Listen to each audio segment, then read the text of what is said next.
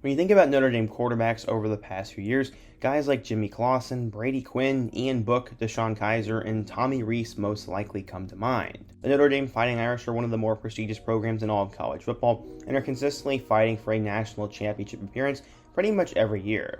If you go back to 2012, a young quarterback had the Fighting Irish on top of the world. He was the future of the team, and some said he would be good enough to win the Heisman Trophy in the coming years. Unfortunately, he would deal with some off-the-field issues, and after a transfer, he has pretty much not been heard from ever again. In today's video, we're going to talk about his rise, his mysterious Notre Dame career, and what eventually happened to him. So without further ado, let's get started. So you're more than likely wondering who I am talking about, and the subject of today's video is Everett Golson. But before we can talk about what went wrong for him, we need to go back in time and see how he became a star to begin with. Everett Golson was born in Myrtle Beach, South Carolina, and grew up with an absolute passion for sports. He loved playing basketball and football, and by the time he got to middle school, he had cornrows and was one of the better athletes in his city. One of the teachers at his high school said, quote, "I can still remember him as a little scrawny kid with those braids, and I was underwhelmed just from the eyeball stance. But once I saw him sling that football a little bit, and he got in the gym and played a couple of pickup games, I was like, oh, okay, maybe he is going to be pretty good." He eventually would get to Myrtle Beach High School and would become a high school football superstar. He blossomed into a high major recruit, and many people were wondering where he would go. By the time his junior year would come to a close, he decided to pledge to Butch Davis and the North Carolina Tar Heels. Not only was Everett a star football player, but he was also spectacular at basketball, and he had talked to head coach Roy Williams about playing for the team, and it was more than likely going to happen. It looked like Everett was going to be staying pretty close to home and would be wearing Tar Heel blue one day, but then things would change. Butch Davis and the North Carolina program were hit with NCAA sanctions, and Golson would end up decommitting from North Carolina and would have to find another school. He would eventually settle on Notre Dame, but the story of how he committed to the Irish is pretty nuts.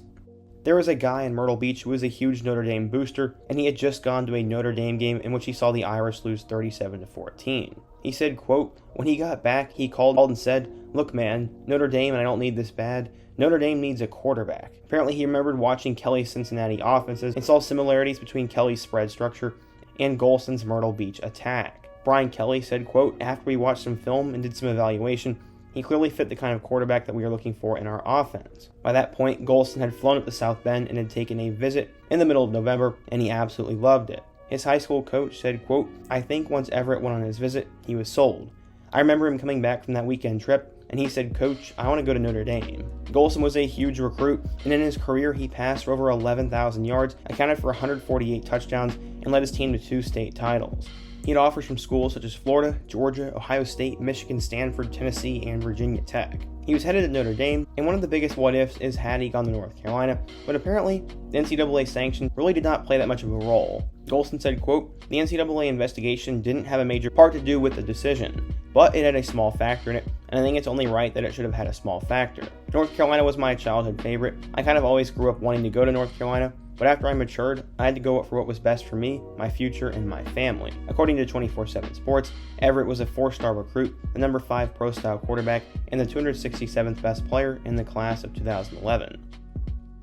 Going into his Notre Dame career, he thought he could be the starter, but he would lose momentum in fall camp and would decide to redshirt. Golson said, quote, "It was very difficult. Obviously, coming in, I thought I was ready to compete for the starting spot, but going through fall camp, I kind of saw my reps go down a little bit. I was a little discouraged at first, but it kind of humbled me. And now I look back on it, I'm glad I went down to the scout team because it really humbled me and made me realize I have to start at ground zero and work my way back up." In the 2011 season, Dwayne Christ would get benched and Tommy Rees would become the new starter for the Irish, and his name would sort of blow up. Going into 2012, Christ had transferred, Golson had played spectacular on the scout team, and Tommy Rees would get suspended, which would open up the door for Golson to be named the starting quarterback going into 2012. Their first game would be across the pond in Ireland as they would play Navy, and he would throw for a touchdown in that win. At that time, his main target was Tyler Eifert, and he had a dynamic weapon with Theo Riddick. In his first start at home, he threw for nearly 300 yards and account for 2 touchdowns and a win over Purdue, and then he would lead them to back-to-back wins over number 10 Michigan State and number 18 Michigan. From there, they would beat Miami, beat number 17 Stanford, and win a really tough road game against the Oklahoma Sooners. They would be tested in early November against Pittsburgh, as Golson would account for 3 touchdowns and a 29-6 triple overtime win over the Pittsburgh Panthers. From there, it was pretty much smooth sailing, as they easily beat Boston College and Wake Forest, for a final showdown with the USC Trojans on the road. In that game, he threw for 200 yards, and with that win, Notre Dame would be headed to the national championship game. As a freshman, Everett Golson was on top of the world, and no one expected him to have this great of a season, and for sure no one thought Notre Dame would be in the title game. Unfortunately, they would get humbled, as against the number 2 ranked Crimson Tide, they would lose 42-14, and Golson's 270 yards and 2 touchdowns were just not enough. As a freshman, he passed for 2,405 yards, 12 touchdowns, and 6 picks. He also accounted for 6 more rushing touchdowns off the ground, and he became a first-team All-Independent selection. It seemed like the sky was the limit for Everett Golson, as he had a pretty solid freshman year, but it was the potential he had that people were so excited about. But then, in May of 2013, a bombshell was dropped. Apparently, Everett Golson had cheated on a test and was caught by Notre Dame, and he was immediately suspended. Golson had this to say, quote, "I have been informed by the University of Notre Dame that due to my poor academic judgment that I have been suspended from the university for the 2013 fall term. I take full responsibility for my poor choices and will do all that is asked of me to regain my trust of my family, friends, teammates, coaches, and the entire Notre Dame community." At the time, there was a lot of blurry lines around the subject, and no one really knew what was going on, but we have all later found out that he did in fact cheat on a test. He missed the entire 2013 season and was reinstated for the Pinstripe Bowl, but he was not allowed to travel with the team. Going into 2014, Golson was reinstated with the program and would be the starting quarterback. His backup was Malik Zaire, and he had a star wide receiver to throw the ball to by the name of Will Fuller. He'd account for 11 touchdowns and nearly 1,000 yards in his first 3 games, and against Syracuse, he almost had an historical moment.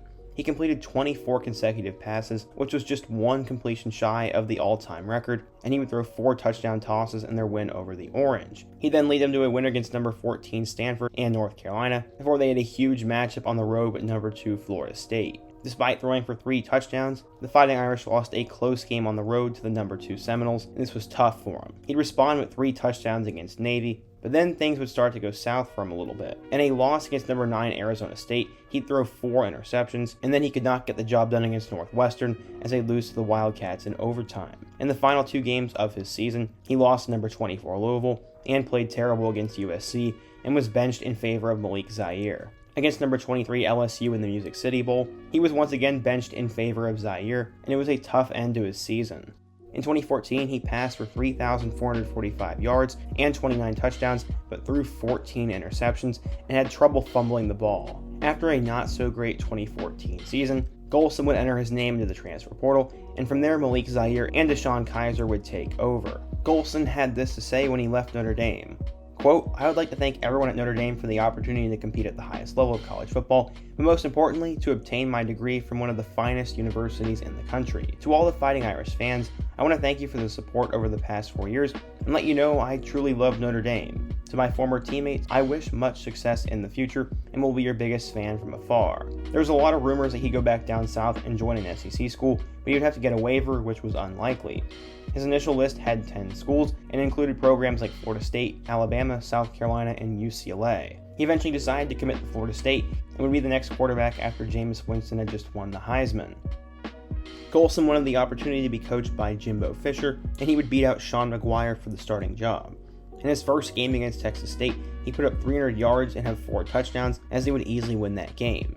The following week, he'd lead them to a win over USF before a road win over Boston College. The Seminoles would beat Wake Forest, Miami, and Louisville before they had what should have been an easy road game against a 2-5 Georgia Tech team. At this point in time, the Seminoles were a top 10 team and were fighting for a college football playoff spot. With just a few seconds remaining, Florida State was going to kick a game-winning field goal, but the Yellow Jackets blocked the kick and took it back for a touchdown with no time left, and the Seminoles went down, and so did Golson. He had suffered a concussion earlier on in that game, and this would hurt him for the rest of the year. He'd only play in 2 more games the rest of the season, but would only attempt a combined 12 passes, as the concussion would hurt him tremendously, and Sean McGuire would take over as the starting quarterback. In a short career at Florida State, he passed for 1,778 yards, 11 touchdowns, and 3 picks, and also still struggled fumbling the ball. Despite throwing for 7,628 yards and 52 touchdowns in his collegiate career, Golson was not invited to the NFL Combine, and his chances of making the NFL were slim. He was an undersized quarterback who struggled taking care of the ball and never put up eye-popping numbers. Because of that, he would go undrafted in the 2016 NFL Draft, but would get a chance to make the NFL as he was invited to the Indianapolis Colts rookie camp, but he was not offered a contract at the conclusion of it. A few weeks later, he would attend the Philadelphia Eagles rookie camp, but he would not make the roster. From there, he'd go up north, as he would sign with the Hamilton Tiger Cats of the Canadian Football League and was signed to their active roster. He barely played and became a free agent in 2017, and since then he has not stepped foot on a football field. Apparently, Golson loves music, and in some of the articles I read, he said that he would get into music after his career was done, so maybe that is what he's up to now. After looking through his social media, I could not find anything about what he is up to today, and for the most part, he's pretty inactive on there. So you may be asking, what went wrong for Everett Golson? Well, he was a great player coming out of high school, and when he got his chance to shine at Notre Dame, he took full advantage of it. He may not have put up the most eye-popping numbers, but at the end of the day, he led his team to wins, and that's what really matters in college football. The off-the-field distraction of him cheating really did not help him, as it gave other quarterbacks a chance to get better, and with him not being on the team, he probably lost some chemistry, got a little bit rusty, and just didn't get back to his normal self. From there, he was viewed as the guy who cheated on his test, instead of the really good quarterback, and the off-field distractions and pressure may have caused him to crack. He did not improve in 2014 as much as people expected him to, and when he set such a high bar for himself during his freshman year, he was bound to not live up to the hype. He had a great start at Florida State and wasn't putting up Jameis Winston caliber numbers, but he was leading them to wins, and ultimately that concussion is what ended his career. Had he stayed healthy, Florida State likely would have beaten Georgia Tech in that game, and the entire season would have looked a lot different, and maybe he would have gotten more of a chance in the NFL. It's sad to see what happened to Everett Golson, but he is a legendary player in the Notre Dame program, and a lot of college football fans have a soft spot for him. I hope you guys enjoyed today's video, and if you did, please be sure to hit that like button, subscribe, let me know your thoughts, let me know another player I can take a look at next, and check out all my other videos on the end screen. I hope to see you guys again soon, but until next time, peace.